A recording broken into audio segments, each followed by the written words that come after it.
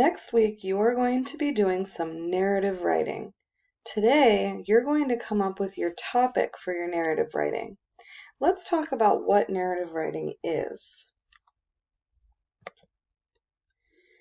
Narrative writing tells a story, so it might be about you or it might be about other characters that you made up. When you're writing a narrative, the first thing you're going to do is introduce who the story is about and where the story takes place. So you want to think about stories that you read in real life and think about how they're structured. We know that we're always introduced to a character at the beginning of a story. Then you're going to write about the beginning of the story where the problem is introduced. So your writing is actually next week will be about you. So you're going to be talking about a problem that you had.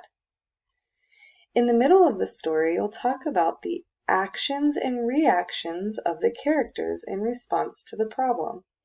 So again, your narrative next week will be about you. So you're going to be talking about how you acted and reacted.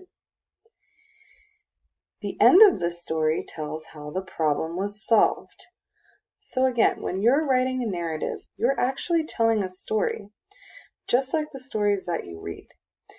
Your job today is just to come up with your topic for your writing. So when you look at your assignment today, it's going to ask you for just 1 or 2 sentences about what you'll be writing about next week. Next week, we'll talk about the writing rubric and we'll talk about how to set up your story. But today, you're just deciding your topic.